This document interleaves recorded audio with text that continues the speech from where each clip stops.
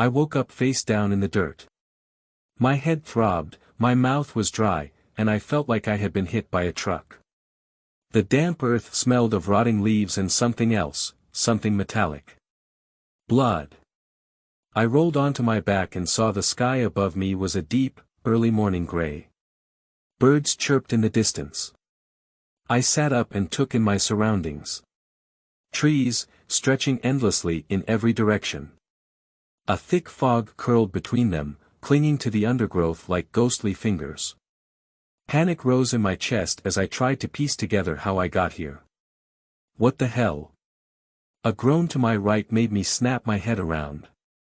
There, sprawled on the forest floor, were my three best friends, David, Jess, and Mark.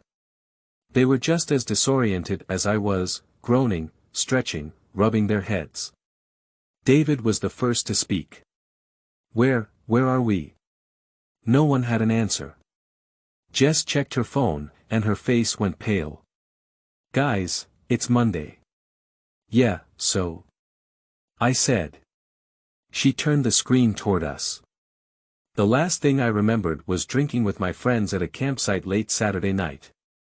It should have been early Sunday morning at most. But it wasn't. It was 7:13 a.m. on Monday. My stomach twisted into knots. No way.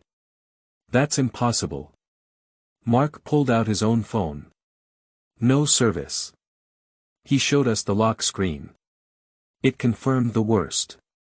Somehow, we had lost over a full day. We need to get back to the campsite, Jess said, voice shaking.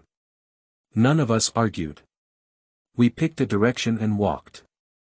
Our legs were sore, like we'd been running for miles. But from what? After an hour, we stumbled into a clearing, and that's when we saw it. Our campsite was destroyed. The tents were shredded, the fire pit scattered. My car, our only way home, was still there, but every window was smashed. Deep claw marks ran along the doors, long and jagged, as if something had tried to get in. No way, Mark whispered. David turned in a slow circle. Who did this? Or, what did this? Jess let out a strangled cry and pointed at the ground.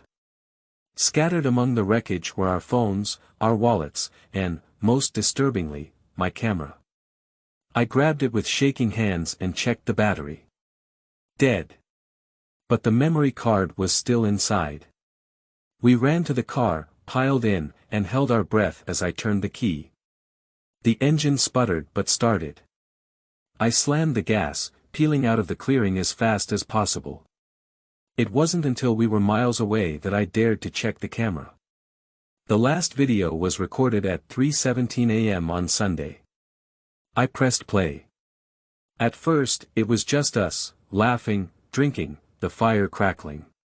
Then came the screaming. The camera shook wildly. The footage turned chaotic, flashes of trees, the ground, someone's foot as we ran. And then. The footage turned chaotic, flashes of trees, the ground, someone's foot as we ran.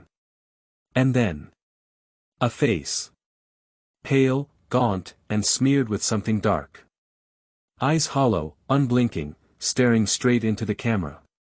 The person, no, the thing, stood motionless as the chaos around it continued.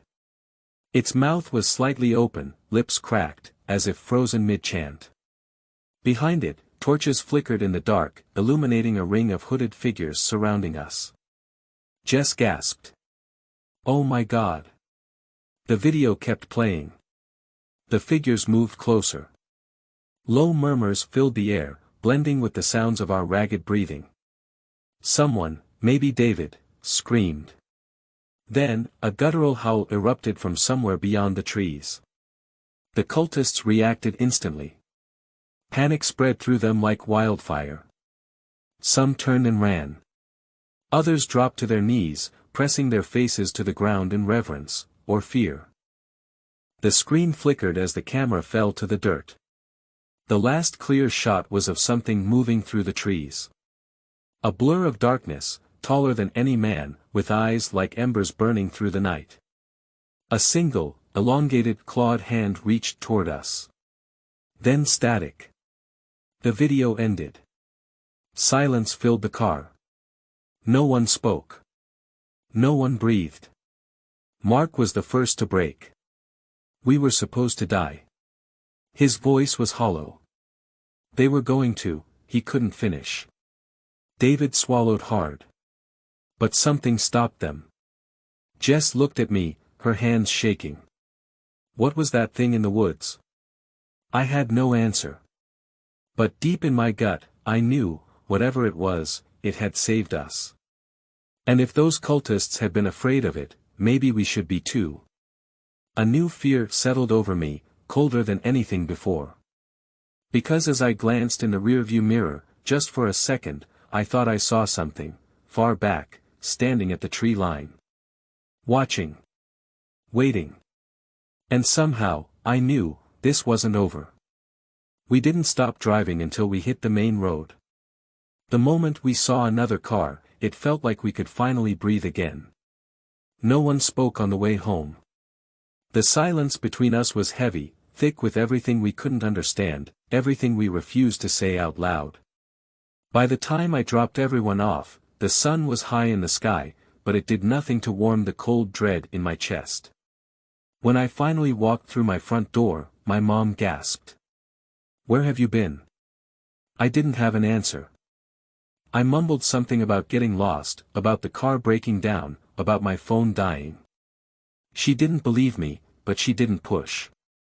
I showered, scrubbing at my skin like I could wash away whatever had touched me in those woods. But no matter how hot the water was, I still felt cold. That night, I lay in bed staring at the ceiling, unable to sleep. Every time I closed my eyes, I saw the video playing on a loop. The hooded figures. The thing in the trees. The way the cultists had dropped to their knees, as if they had been expecting something far worse than us. I wasn't the only one struggling. David stopped talking to us entirely. He deleted all his social media, changed his number, and moved to another city within a month. His parents said he wanted a fresh start. But I knew the truth. He was running. Jess refused to go anywhere near the woods again. The carefree, adventurous girl who once begged us to go camping every summer was gone. I ran into her once at a coffee shop a few months later, and she looked different, haunted. She smiled, but it didn't reach her eyes. Mark tried to cope in the worst ways. Drinking. Fighting. Anything to drown it out. He got into trouble more than once, and when I finally worked up the courage to ask him about it, he just laughed bitterly. It's better than remembering. I never told them the worst part. Even after months had passed, even after I told myself over and over again that it was over, I still felt it. Something watching. At first, it was just a feeling. Then, I started noticing little things. Shadows that seemed too tall. The way the woods near my house seemed different, like the trees had shifted slightly overnight. And sometimes, late at night, I swore I could hear it. A whisper in the wind. Low, guttural, almost like a growl. A reminder. That whatever saved us that night hadn't let us go. Not completely. Like, subscribe and don't forget to hit the bell icon to never miss a scare.